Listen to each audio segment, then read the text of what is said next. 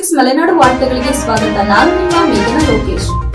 ಮುಂದಿನ ಲೋಕಸಭಾ ಚುನಾವಣೆಯಲ್ಲಿ ನಮ್ಮ ಪಕ್ಷದ ಪ್ರಬಲ ಆಕಾಂಕ್ಷಿಯಾಗಿದ್ದೇನೆ ಎಂದು ಮಾಜಿ ಸಚಿವ ಬಿ ಶಿವರಾಮ್ ಹೇಳಿದರು.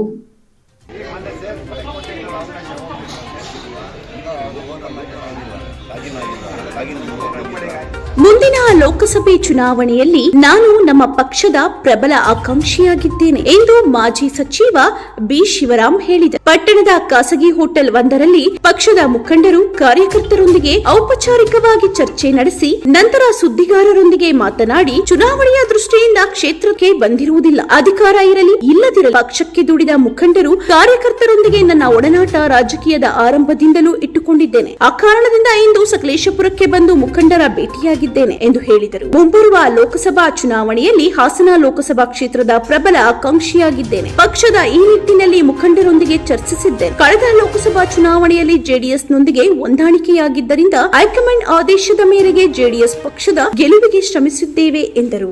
ರಾಜ್ಯದಲ್ಲಿ ಆಡಳಿತ ನಡೆಸುತ್ತಿರುವ ಕಾಂಗ್ರೆಸ್ ಸರ್ಕಾರ ಜನಪರವಾಗಿ ಆಡಳಿತ ನಡೆಸುತ್ತಿದ್ದು, ಚುನಾವಣೆ ಪೂರ್ವದಲ್ಲಿ ನೀಡಿದ ಭರವಸೆಯಂತೆ 4 ಗ್ಯಾರಂಟಿಗಳನ್ನು ಈಗಾಗಲೇ ಅನುಷ್ಠಾನಕ್ಕೆ ತಂದು 5ನೇ ಗ್ಯಾರಂಟಿಯನ್ನು ಜನವರಿ ತಿಂಗಳಲ್ಲಿ ತರುವುದರೊಂದಿಗೆ ಜನರಿಗೆ ನೀಡಿದ ಭರವಸೆಯನ್ನು ಈಡೇರಿಸಲಿದೆ. ಕಾಂಗ್ರೆಸ್ ಪಕ್ಷದ ಗ್ಯಾರಂಟಿ ಯೋಜನೆಯ ಪ್ರಯೋಜನವನ್ನು ರಾಜ್ಯದಲ್ಲಿ ಪಕ್ಷಾತೀತವಾಗಿ ಎಲ್ಲ ವರ್ಗದ ಜನರು ಅನುಭವಿಸುತ್ತಿದ್ದಾರೆ ಎಂದು ಸಂತೋಷಕರ ವಿಚಾರವಾಗಿದೆ ಎಂದು ಹೇಳಿದರು. 5 ಗ್ಯಾರಂಟಿಗಳನ್ನು ಅನುಷ್ಠಾನಕ್ಕೆ ತಂದಿರುವುದರಿಂದ ಪಕ್ಷಕ್ಕೆ ಶಕ್ತಿ ಬಂದಿದೆ. ಮುಂಬರುವ ಲೋಕಸಭಾ ಚುನಾವಣೆಯಲ್ಲಿ ರಾಜ್ಯದಲ್ಲಿ ಕಾಂಗ್ರೆಸ್ ಪಕ್ಷವು ಸ್ವತಂತ್ರವಾಗಿ ಎದುರಿಸುತ್ತಿದೆ. ಕಾಂಗ್ರೆಸ್ ಪಕ್ಷದ ಎದುರು ಯಾರೇ ಅಭ್ಯರ್ಥಿಯಾದರೂ ಆ ಅಭ್ಯರ್ಥಿ ಗೆಲ್ಲುವುದರಲ್ಲಿ ಸಂಶಯವಿಲ್ಲ ಎಂದು ಹೇಳಿದರು. ಲೋಕಸಭೆಯ ವಿರೋಧ ಪಕ್ಷದ ನಾಯಕರುಗಳನ್ನು ಅಮಾನತು ಮಾಡಿರುವುದು ಪಕ್ಷದ ಹಿರಿಯರು ಹೇಳಿದಂತೆ ಕೇಂದ್ರದಲ್ಲಿ ಆಡಳಿತ ನಡೆಸುತ್ತಿರುವ ಬಿಜೆಪಿ ಸರ್ಕಾರ ಪ್ರಜಾಪ್ರಭುತ್ವವನ್ನು ಕಗ್ಗೊಲೆ ಮಾಡಿದ ಈ ರೀತಿಯಾದ ತೀರ್ಮಾನವು ದೇಶದ ರಾಜಕೀಯ ಇತಿಹಾಸದಲ್ಲೇ ಹಿಂದೆಂದೂ ನಡೆದಿರಲಿಲ್ಲ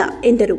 ಲೋಕಸಭಾ ಕಲಾಪದಲ್ಲಿ ವಿರೋಧ ಪಕ್ಷದವರು ಕೇಳುವ ಪ್ರಶ್ನೆಯನ್ನು ಎದುರಿಸಲಾಗದೆ ವಿರೋಧ ಪಕ್ಷದವರನ್ನು ಹೊರಗಿಟ್ಟು ತಮಗೆ ಅನುಕೂಲವಾಗುವಂತಹ ಕಾಯ್ದೆಗಳಿಗೆ ಅನುಮೋದನೆ ಪಡೆಯಲು ದುರ್ಬಳಕೆ ಮಾಡಿಕೊಂಡಿದೆ ಎಂದು ಗಂಭೀರವಾದ ಆರೋಪ ಮಾಡಿದರು. ವಿರೋಧ ಪಕ್ಷವನ್ನು ವಿಶ್ವಾಸಕ್ಕೆ ತೆಗೆದುಕೊಂಡು ಬಿಲ್ಲುಗಳನ್ನು ಪಾಸ್ ಮಾಡಬಹುದಿತ್ತು, ಆದರೆ ತದ್ವಿರುದ್ಧವಾಗಿ ವಿರೋಧ ಪಕ್ಷದ ಅನುಪಸ್ಥಿತಿಯಲ್ಲಿ ಬಿಲ್ಲುಗಳನ್ನು ಪಾಸ್ ಮಾಡಿಕೊಂಡಿದೆ ಎಂದು ಹೇಳಿದರು. ಲೋಕಸಭೆಯ ಅಧಿವೇಶನ ನಡೆಯುತ್ತಿರುವ ಸಂದರ್ಭದಲ್ಲಿ ಕಿಡಿಗೇಡಿಗಳ ದಾಳಿಯು ಭದ್ರತೆಯ ಲೋಪವು ಎದ್ದು ಕಾಣುತ್ತಿದೆ. ತಮ್ಮದೇ ಪಕ್ಷದ ಸಂಸದರು ನೀಡಿರುವ ಪಾಸ್ನಿಂದ ಲೋಕಸಭಾ ಅಧಿವೇಶನದೊಳಗೆ ನುಗ್ಗಿದ ದುಷ್ಕರ್ಮಿಗಳಿಂದ ಈ ಅನಾಹುತ ಸಂಭವಿಸಿದೆ. ಇದಕ್ಕೆ ನೈತಿಕ ಹೊಣೆ ಹೊತ್ತು ಗೃಹ ಸಚಿವ ಅಮಿತ್ ಶಾ ರಾಜೀನಾಮೆ ನೀಡಬೇಕು ಎಂದು ಒತ್ತಾಯಿಸಿದರು. ಈ ಘಟನೆ ಬಗ್ಗೆ ಈವರೆಗೂ ಗೃಹ ಸಚಿವರು ಯಾವುದೇ ಹೇಳಿಕೆಯನ್ನು ನೀಡಿರುವುದಿಲ್ಲ. ವಿರೋಧ ಪಕ್ಷದವರು ಭದ್ರತೆಯ ಬಗ್ಗೆ ಪ್ರಶ್ನಿಸುವ ಸಂಭವ ಇದೆ ಎಂದು ಮನಗಂಡು ವಿರೋಧ ಪಕ್ಷದವರನ್ನ ಅಮಾನತು ಮಾಡಿದ್ದಾರೆ ಎಂದು ಆರೋಪ ಮಾಡಿದರು. ಈ ಸಂದರ್ಭದಲ್ಲಿ ಪಕ್ಷದ ಮುಖಂಡರಾದ ವಿದ್ಯಾಶಂಕರ್, ಭಾನುಬಾಳು ಭಾಸ್ಕರ್, ಸಣ್ಣಸ್ವಾಮಿ, ಕೊಲ್ಲಹಳ್ಳಿ ಸಲೀಂ, ಚಾರ್ಲ್ಸ್, ವೈಪಿ ರಾಜೇಗೌಡ, ಭುವನಾಕ್ಷ, ಕೌಸಲ್ಯ ಲಕ್ಷ್ಮಣಗೌಡ,